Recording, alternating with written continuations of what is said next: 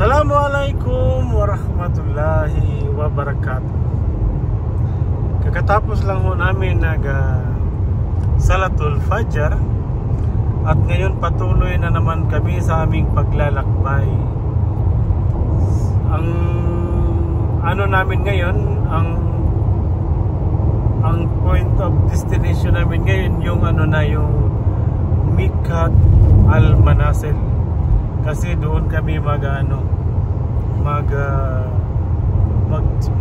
magsusuot ng aming tinatawag na ihram at doon din kami mag-i-intention saka natutuloy kami sa Makkah.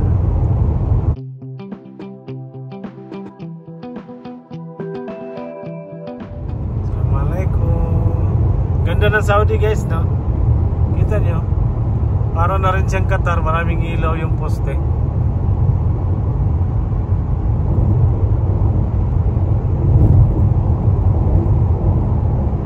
Saudi, ang dami pang bakante. Pwede pa gawa ng ilang planta dito.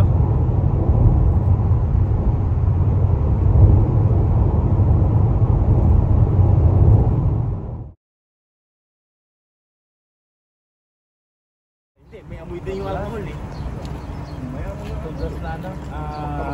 Walang yung basta walang mga pangamoy. Bawal dito na, hindi pa nista. Bawal mag-deodorant, bawal mag. Ay, matulog na lang ako. Kagising ko. Tulog ka na lang yun. Kasi nagsabon ka naman dun sa bikat. Oo. Naligo ka na dun. Maliligo ka sa bikat? Oo, maliligo. Maligo ka na, magsabon ka na. Maligo, maghimulbul. Jandy, focus lang tayo. Focus tayo. Pero kung kahit nakaputi ka ba,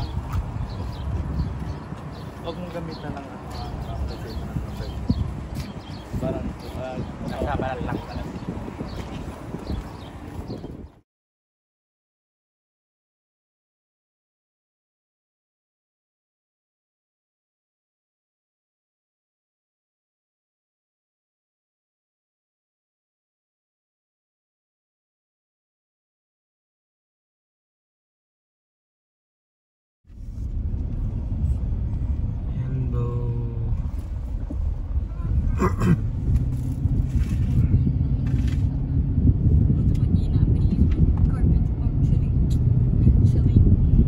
After 15 years, nakabalik lagi ko sa Yanbu. Dito sa Yanbu, dito ko natagpuan yung pananampalatayang Islam. Kasi ang Yanbu at saka Makkah ay for 1 hour and 45 minutes lang po. Kaya doon ako nagka-interest na yakapin ang pananampalatayang Islam kasi lahat po ng mga Muslim sa Pilipinas ay gumagasto sila ng 200 to 300,000 para makapunta lang dito. Samantalang nandito na ako noon, bakit hindi ko pa pupuntahan? Kaya yun po ang dahilan bakit ko niyakap ang pananampalatayang Islam. Yan po, I love yan. Hindi maklaro ba? At least nakuhaan siya. Ayun no sa kwento. No. Ghazwatul Badr, may bumaba daw na 1,000 na mga anghel na tumulong sa mga sahaba sa pagkikigdigma. Tapos basta Jazakallahu khairan, Kuya Mukhlis.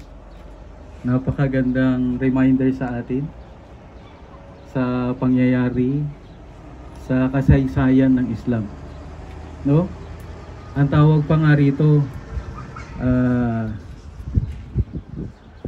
Al-Furqan, Yawmul Furqan. Ibig sabihin, ito yung araw kung saan madidistinguish mo yung katotohanan at yung kabatilan. Ano yung batil? Kabaluktutan. Ha? Napaka-importante ng araw na ito at in connection din dun sa binanggit na dadaanan natin na ginawa ng tourist spot ng iba, which is mali. Kasi lahat ng mga lugar kung saan may kaparusahan na ipinadala ang Allah, as much as possible, lumayo tayo. Dahil baka may mga remnants pa dyan, baka matamaan pa tayo ng mga parusa.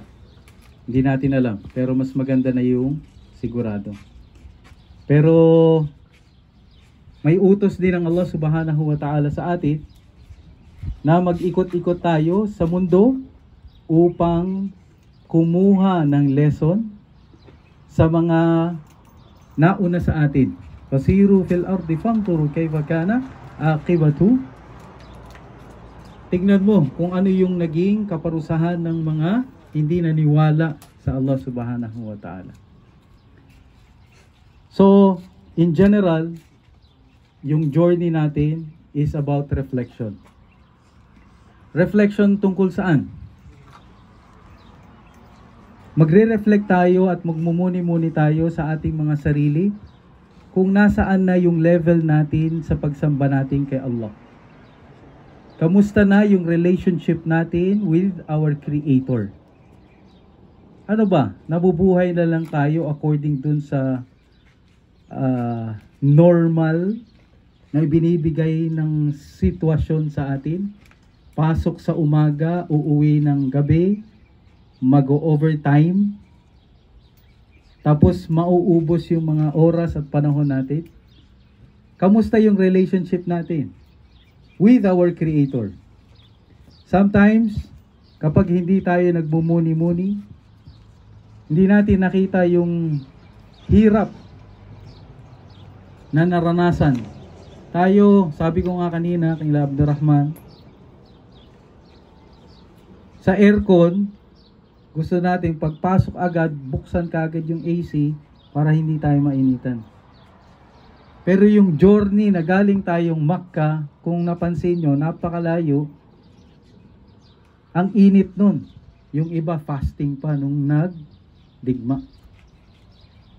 Ano yung kaya nilang isacrifice para sa Islam?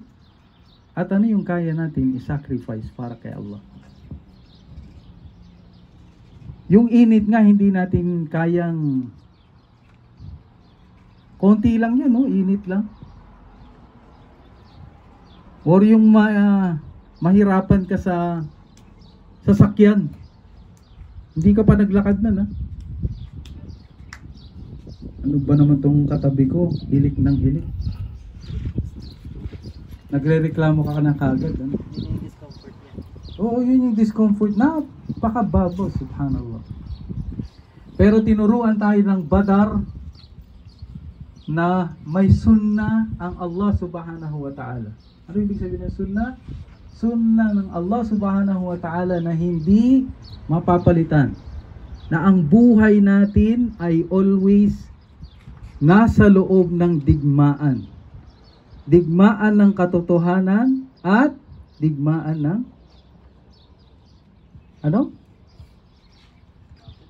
batil. Araw-araw sa personal level, sinusubukan natin sundin ang Allah or suwayin ang Allah subhanahu wa ta'ala. Araw-araw yan. Larger scale nga lang yung nangyari sa Badar, pero ganun po yung sunnah ng Allah subhanahu wa ta'ala. Day in and day out, we will encounter our enemies. Either sa ugali natin na dapat nating palitan, or sa laziness natin na magsamba kay Allah sa Fajr.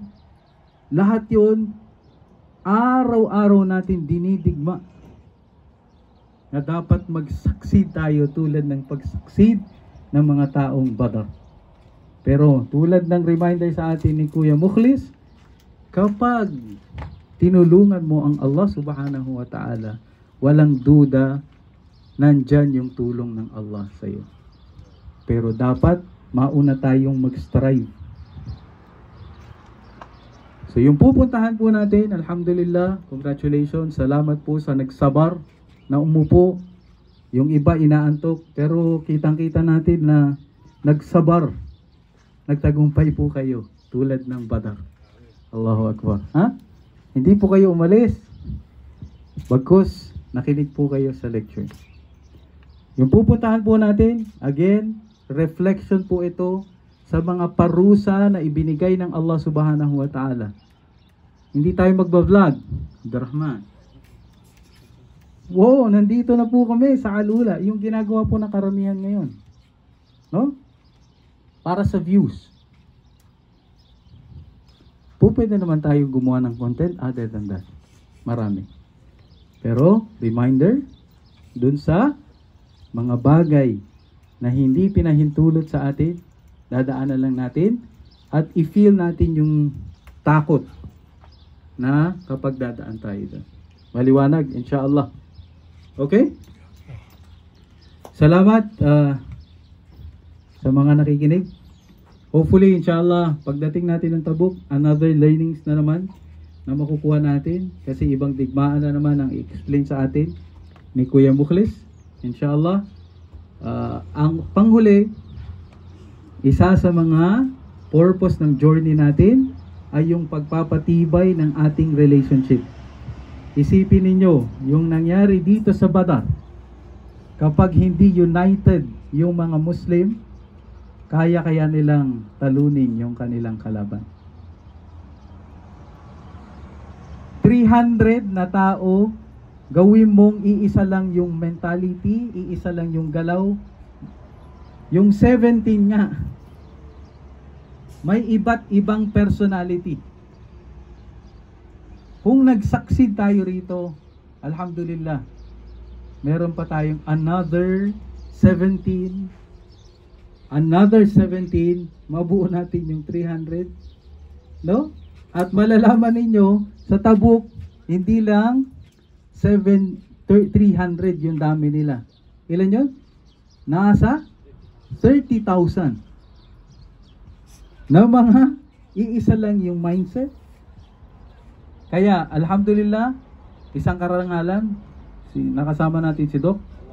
At yung mga brothers, mashallah, na nagsasabar sa kanilang mga kasamahan.